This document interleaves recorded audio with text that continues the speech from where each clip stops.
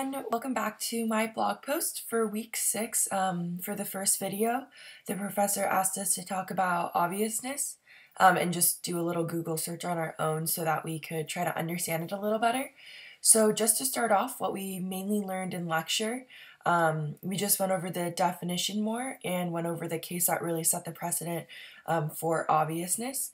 But I think a good example of when someone puts in an invention, how they decide if it's obvious or not was the example of the glow-in-the-dark toothbrush. So essentially it's just a toothbrush and then the technology of a glow-in-the-dark stick. And initially, you could say that this could be rejected because it's obvious because of the prior art of the two objects, but you could also argue on the same end that they come from very different fields and someone who was creating this toothbrush maybe didn't think to do this in the first place. So with that, it's clear that obviousness is very complex and seems to be more case-by-case situation.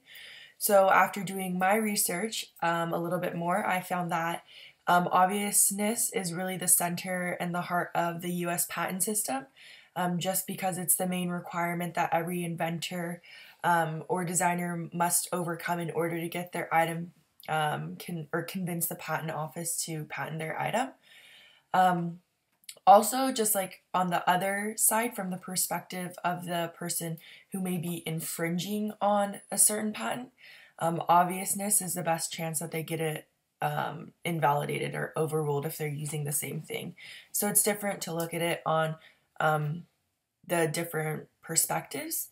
And then also, we've learned in class, but also just through my research and some videos that I watched, is whoever submits the patent first is the one who has priority over it.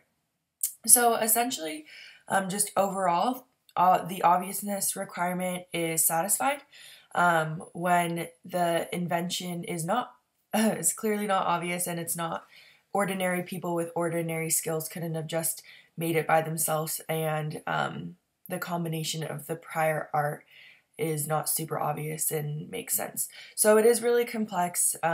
It's hard to break down, and through the case that the professor went through and then also doing some of my own research on different cases, it really is has to be looked at individually. But I hope that helps. Thanks for watching.